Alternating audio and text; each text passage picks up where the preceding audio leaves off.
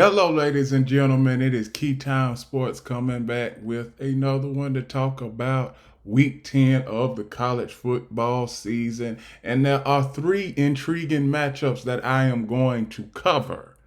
The first one I want to cover is the Ohio State Buckeyes versus the Penn State Nittany Lions. Now, this is going to be the first game of week 10 in college football, which is tomorrow. Now, I want to get into a couple of player statistics, team statistics, offensive statistics, and I'm going to give you my prediction at the end of every game that I cover. So, starting off with the Ohio State Buckeyes offense, we all know that they are led by Will Howard, the quarterback for the Ohio State Buckeyes. Quinton Judkins is the running back for the Ohio State Buckeyes. The leader in tackles, Sonny Styles. Leader in interceptions, Denzel Burke. They have had a three quarterback system this year at Ohio State. You see Will Howard, Devin Brown, Jalen Sand. And here is their running backs. All of them, I'm going to pronounce them by name. Quinton Judkins, Travion Henderson, James Peoples, Will Howard, Sam Williams, Dixon, Jeremiah Smith, Ime, Imekwe Edjubuka, Devin Brown, Julian Sand, and Mason Maggs. So that is their rushing attack for the Ohio State Buckeyes. Their receivers, here are their receivers. And here are their kickers. They have a two kicker system. And here is their defense. Their defensive players all throughout the defensive lineup for the Ohio State Buckeyes. They have over 400 solo tackles as a defense this season. Now, to the offensive statistics for the Ohio State Buckeyes. They average 40.3 points per game. Third down efficiency on offense is 43%, which is decent, but it is not okay. It's like middle of the pack when it comes to college football statistics on third down for an offense. The fourth down, they are 71%, one of the best in college football. So we know what type of offense that the Ohio State Buckeyes have. We know what type of defense the Ohio State Buckeyes have. Now I'm going to fast forward to the Penn State Nittany Lions. Now, the Penn State Nittany Lions is led by Drew Allar. Here is their top guys, the leaders: Drew Allar, Katron Allen, Tyler Warren, Jalen Reed, and Jalen Reed again. He's the leader in tackles and interceptions for the team. Here's their three quarterback system that they have at Penn State. Here's their rushing attack. And I'm going to name everybody on this list so everybody gets acquainted with these running backs and sometimes quarterbacks. They have package plays for a couple of these quarterbacks that is on this list right here, and a package play for the wide receiver and tight end that I am about to read to you. So the first one is Katron Allen, Nicholas Singleton, Boo Prebula, Drew Allar, Cam Wallace, Tyler Warren, Quentin Martin Jr., Liam Clifford. So that is their rushing attack for the Penn State Nittany Lions. Here is their wide receivers. Their kicking game, they have a two kicker system at Penn State. And here is their defense. And as far as everybody on their defense, they have solo tackles of over 400, which is the same as the Ohio State Buckeyes. So, who is going to win this game? I think the Ohio State Buckeyes is going to win this game because both of these offenses are the same. Both of them are in the same boat. But I think that the Penn State Nittany Lions is going to turn the ball over, and they are going to have trouble staying on the field on third down. And with that, these are the Penn State Nittany Lions offensive statistics. So 34 points a game, third down efficiency on offense 50%, fourth down efficiency on offense 66%. So with that, we have the offensive statistics for OSU and we have the offensive statistics for PSU. I got OSU winning this game. It is going to be a close one, and this is going to be one that no college football fan wants to miss this game. The next game I want to talk about is number 1, the Oregon Ducks versus the Michigan Wolverines. I'm going to start off with the Oregon Ducks. Now, we know Oregon is the number 1 team in college football right now, led by Dillon Gabriel. Here are their team leaders: Dillon Gabriel, Jordan James, Tez Johnson, Bryce Bachelor. And for interceptions, leader in interceptions for the Oregon Ducks is Tasheem Johnson. So here's all of their quarterbacks. They have a 3-quarterback system at the University of Oregon. Plus, here's their running backs, their rushing attack. Here is their wide receivers. Here's their kicker. Here's their kicking game. They have a 2-kicker system. And here's their defense. And as far as solo tackles for the Oregon Ducks, they have 463 solo tackles. Now, I am going to get to the offense for the Oregon Ducks. They average 35 points per game. Offensively, for third downs, they are 49%, which is decent. They can improve. Fourth down efficiency on offense, 60%. They can improve. It's not near the best, but it's decent.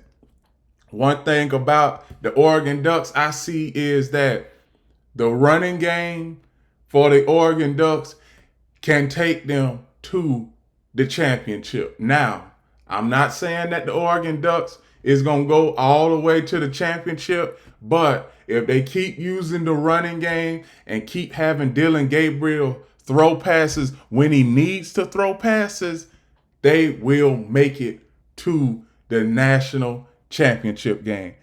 And the next team is the Michigan Wolverines, who they are playing. So, Michigan Wolverines, last season, championship. This season, completely different team. So, they are led by, as of now, Davis Warren.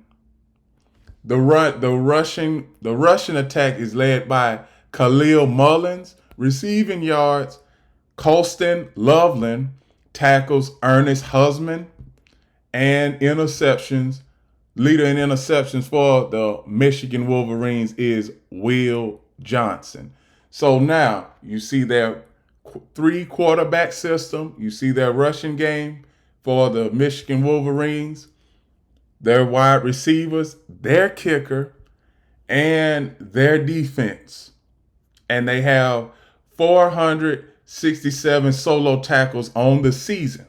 Now, when we go to their offense, offensively, Michigan is average to below average as far as offensively. This game, I could see this game getting ugly early if Michigan does not run the ball efficiently and successfully in this game. They are not going to stand a chance. This game won't even be close if Michigan does not run the ball consistently. Michigan, we already know that they have a lot of deficiencies at quarterback. They've had a revolving door at quarterback this season. So I think that no matter how loud the big house is going to be, I think that the Oregon Ducks is going to come into the big house and come out of there victorious with a win. Because Michigan, they don't have it like they did last year. new head coach, new coaching regime, new coaching staff, new offensive coordinator, new defensive coordinator. Everything is new for Michigan. So for Michigan, this is a rebuilding year, and they might not make it to a bowl game. So I got the Oregon Ducks keeping their undefeated streak alive and going 9-0 after playing Michigan tomorrow.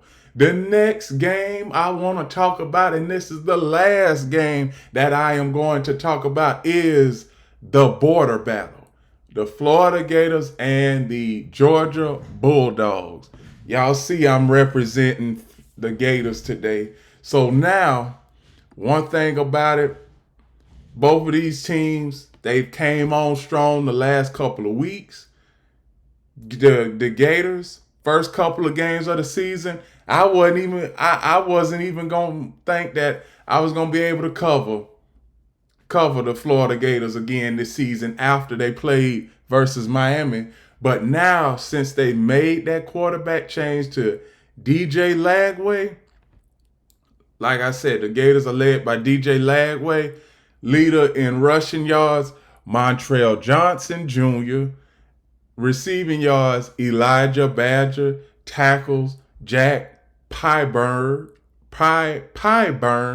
interceptions, Wes Bridges. So you see the rushing attack for the Florida Gators. You see the receivers for the Florida Gators. You see the kicker. The kicker is the most efficient kicker in college football this season. And here is the defense. And they have over 542 solo tackles on the season. Now, as far as offense, when we look at Florida, their offense has improved over the last 4 games. Now, they're averaging 30 points a game. Third down efficiency on offense for the Gators is 41%, which is not bad, but it's not good. It's like middle of the pack. So, and even fourth down efficiency on offense is 40%. Now, that is also middle of the pack territory. Now, when we look at the Georgia Bulldogs, the Georgia Bulldogs led by Carson Beck, we all know that. And then they have they also have another quarterback, excuse me, Gunnar Stockton. Now they have the former running back for the Florida Gators, Trevor Etienne, leading them at running back. So here's all of the people that have ran the ball throughout the season for the Georgia Bulldogs. Here's their wide receiving core. Here's their kicker, and here's their defense. And they have 395 defensive solo tackles on the season for the Bulldogs. Now, Bulldogs offense scores 33.3 points per game. Third down efficiency for the Bulldogs offense is 38%, which is one of the worst in college football. Fourth down offense, 84%, one of the best in college football. So you have 2 offenses here that can put up points, that they score at least 30 points. You got Florida averaging 30, and then you have Georgia averaging 33. This game, as of right now, bettors are expecting this game to be close.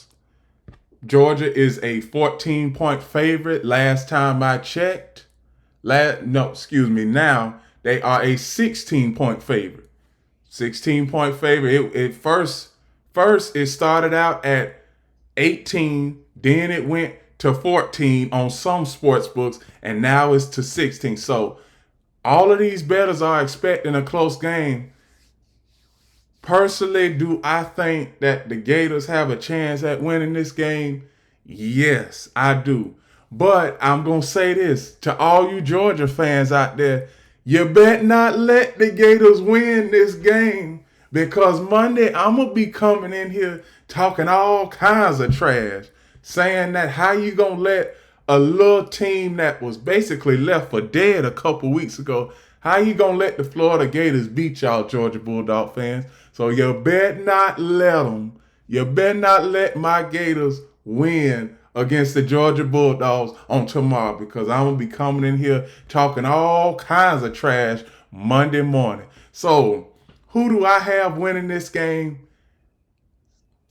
I got Georgia winning this game, but I would not be surprised if the Gators win this game either in an upset. I would love to see all the Georgia fans come into the show Monday morning upset by how the Florida Gators, a team that was left for dead 3 weeks ago, all of a sudden come and beat the second ranked team in all of college football. That would put the Gators up there in the top 25. But just like I said, just when it comes to Georgia, from what I see on the field, I think Georgia has this game. But like I said, as far as an upset for Florida, a Gator fan can dream. So, and with that, those are my predictions and outlook for week 10 of the college football season. Please like, comment, share, subscribe, click the notification bell to get notified of all of my reaction videos, shows, and other content. And remember one last thing, the key is always on time.